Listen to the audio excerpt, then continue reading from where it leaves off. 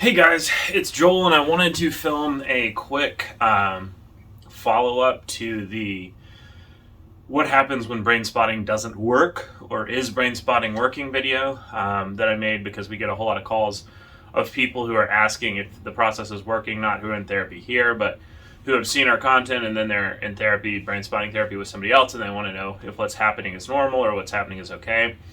And I'd said that in that video, you may be catching this on the podcast.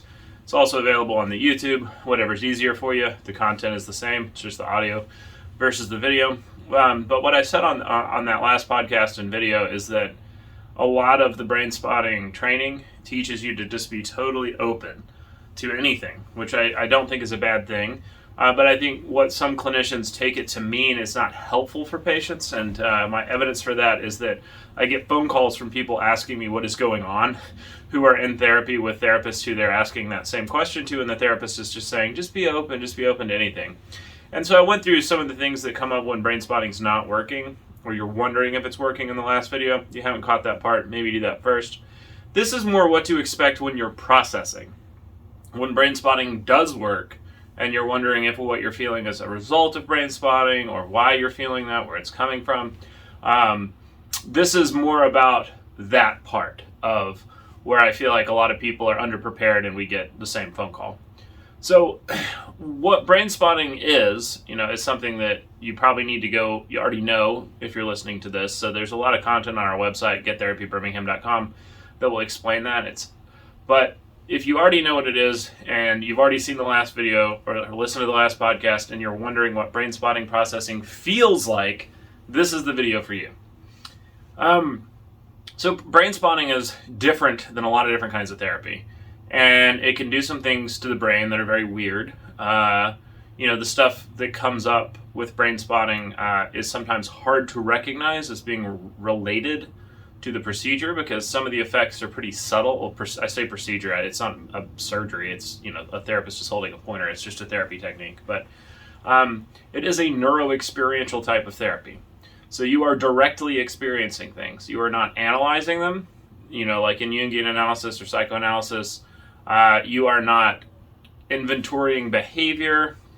You are not looking at cognition and intellect and what you know, like cognitive therapy.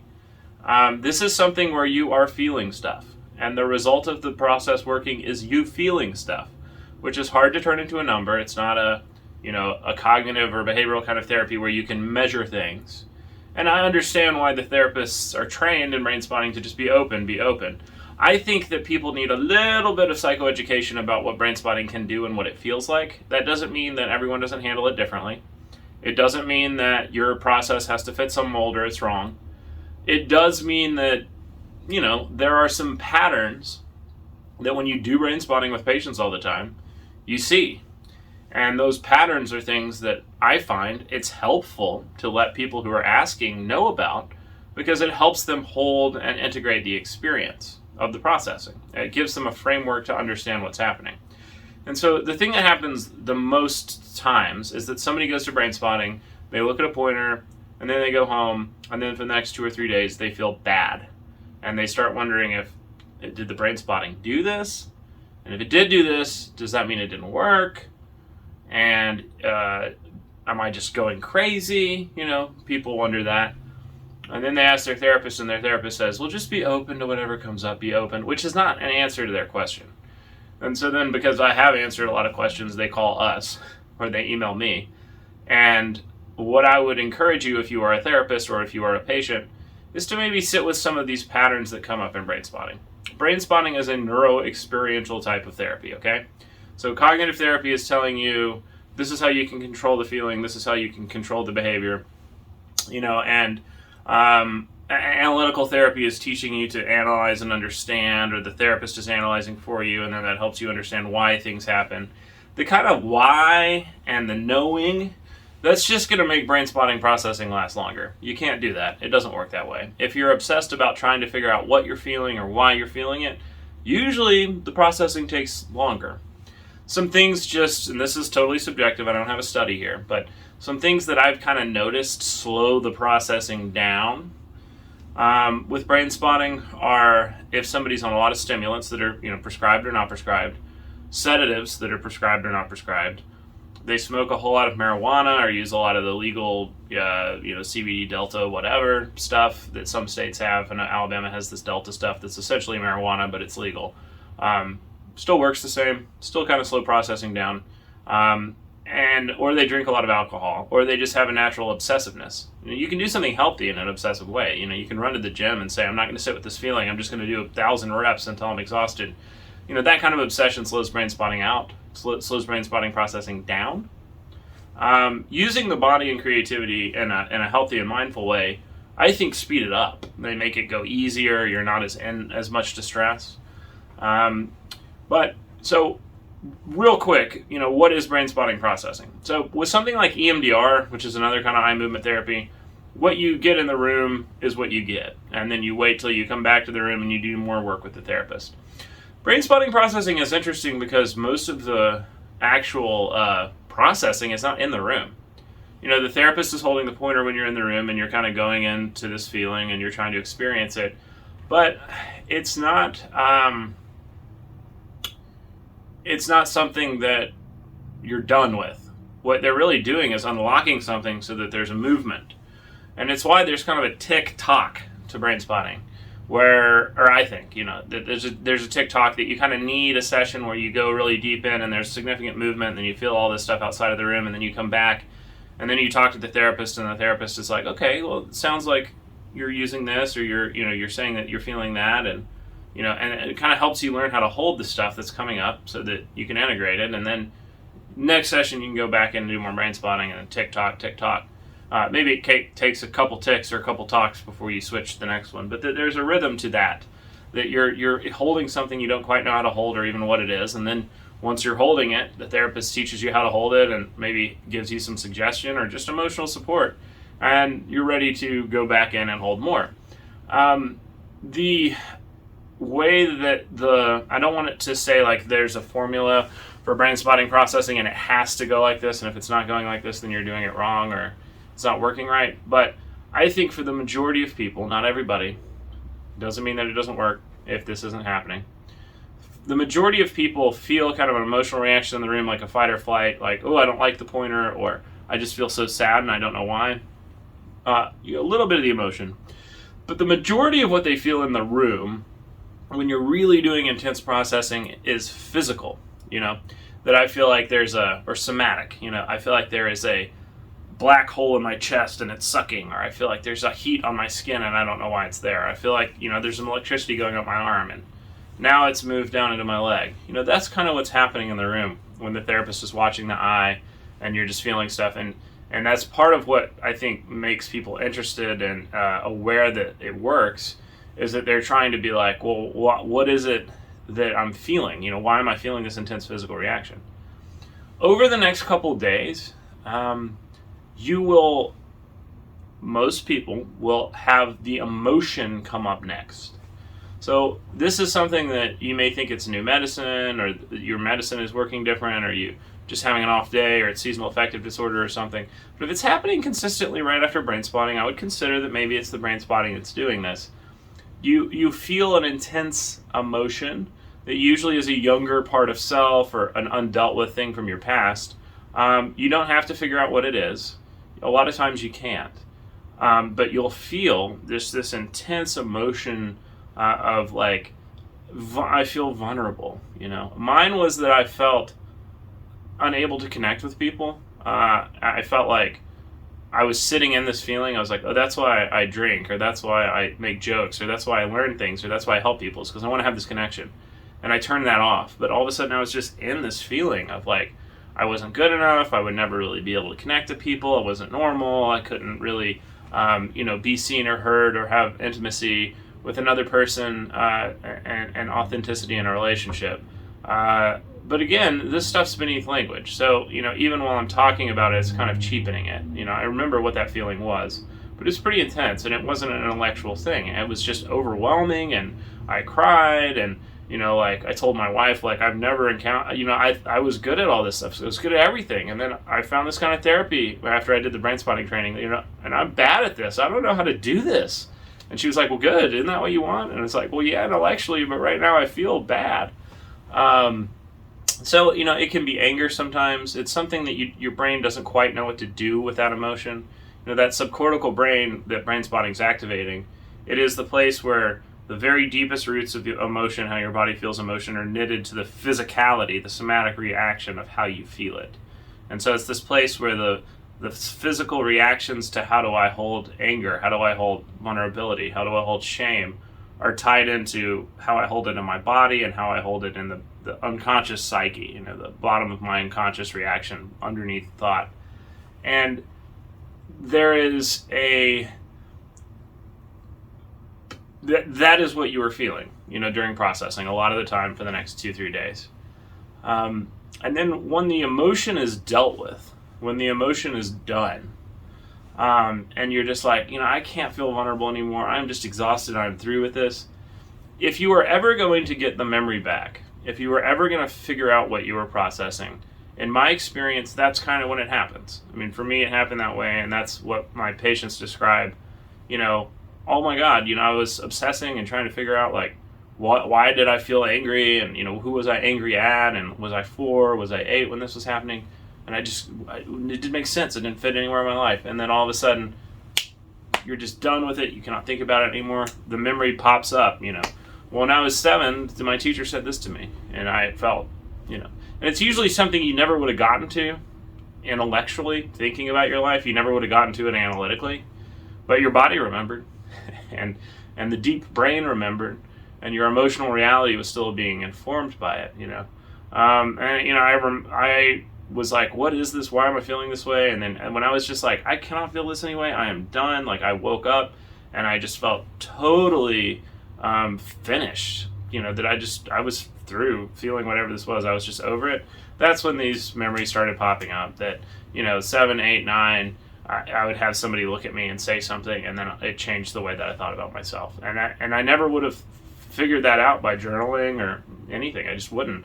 But the memory pops up, and it isn't that it's a repressed memory or something. I mean, I guess it could be maybe, but usually it's just something that you never would have thought about in a million years that all of a sudden hits you like a hammer. This is really important, and it's just in your head vividly. So, I mean, those are, I think, a couple of things that you can expect from the process. It doesn't mean that you can miss any of those steps, that they don't have to happen this way. But a lot of people feel a strong physical and maybe, a fear, fight reaction in the room, but mostly physical emotion for the next couple of days.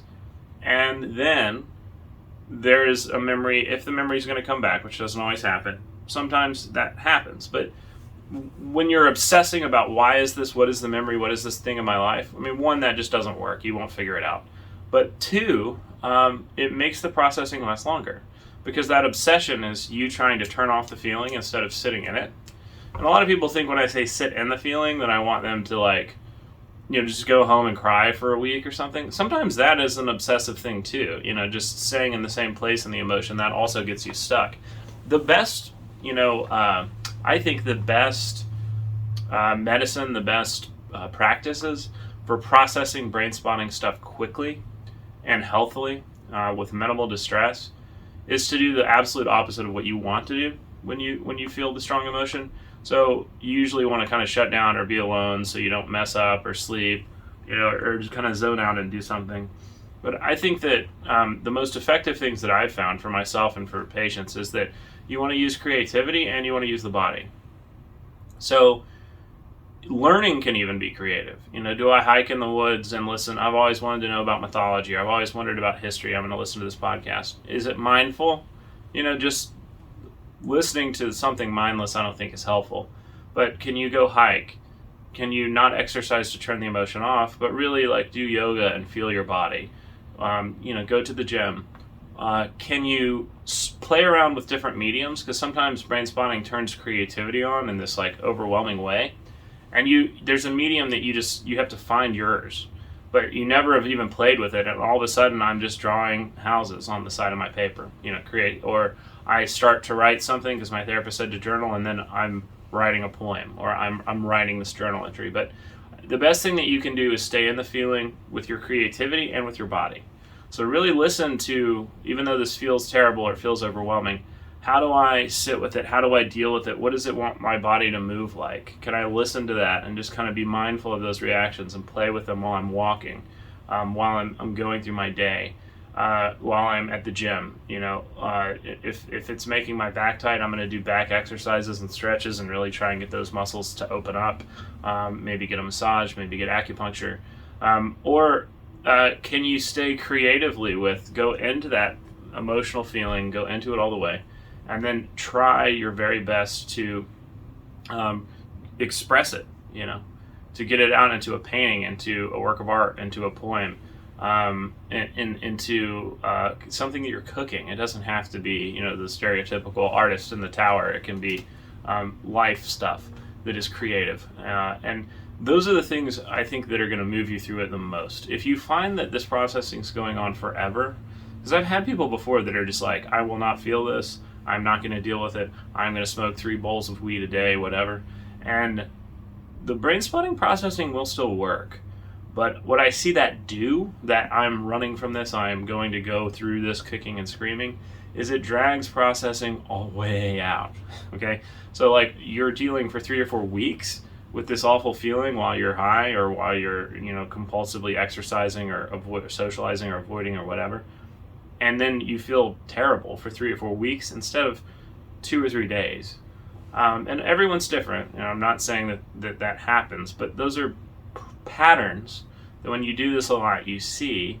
And I think that it's good to help people to know that that's possible. One, because they should have the information. It's not that you usually feel terrible during brain spotting.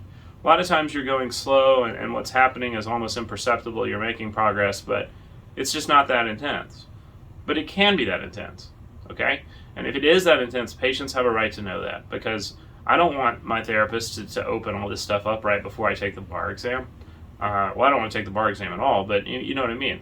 Like if I'm going to something that's super important and I haven't seen these friends in forever, we don't need to jump into ripping something open that day. And it's not because the percentage, it's not that the probability that this will be, it's not highly likely that this stuff happens, okay? But if it is happening, your therapist needs to be able to help you hold it by telling you that this does happen to a lot of people. And it is a result of the process, most likely. Another good indicator that brain spotting is working is that your dreams get really weird. And if you remember them, they tend to be more mythy or something than dreams normally are, but it's not always that.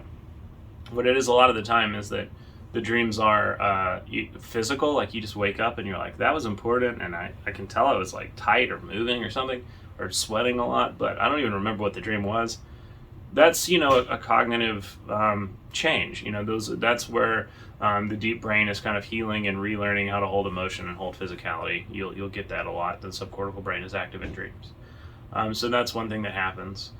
But I do think that you need to be able to prepare people for that this can happen, that they can feel really raw, because if you don't, you're not letting them make an informed choice to go through this. And you don't always have control over how fast this process works. Most people process at about this speed, but some people, you hit the pointer, they're gone. They're in a dissociative episode. You've dragged them down into something that's very intense, and it's not likely that happens, but it's possible. And if it's possible, you should tell people. And also, when that's happening and you're just saying, well, just be open to the feeling, but you're not saying, yeah, that's part of the process, it can do that. You're not really supporting and helping people in a way that I think is needed, because they don't know that this is part of the process. They don't see the patterns that a therapist sees. And if the therapist is new, they may not have seen these patterns yet, and depending on the training you're in, you may not have been told that is the way this works. So I hope that's helpful. Those are some things that you can expect during a brain spotting processing: is the physical in the room, the emotional later, and then the cognitive intellectual memory part, or realization. If you're going to get that, it's going to be the very last thing, when you're just totally done with the emotion. There's some other forms of therapy, EMDR and somatic archaeology and things, that I feel like they dig up the intellectual realization first, so like the bad memory comes back, and then the emotion, and because they're doing it in this other order, just the way they work, people are not as people decompensate more, and they're harder on patients. I like brain spotting because when you do it by the time the memory comes back, you don't care about it anymore. Like for me, when I remembered the bad thing, I was like, oh my gosh, if I had remembered that, if somebody told me that and I remembered it, I would be so upset. But I've already felt the upset for 3 or 4 days now. And so I don't care about this. Yeah, that's just the picture that goes with the way I was already feeling. And you can skip some of those steps, they don't all happen. But if you have brain spotting and you're wondering what's happening, it's not that the process isn't working. It's that you are going to feel worse before you get better some of the time. And that's how trauma therapy is going to work, especially for very complex trauma. And that's totally normal. And I think that we should tell people that that happens some of the time so that they can prepare. I hope that's helpful. If you have a question, send it to me. Thank you so much.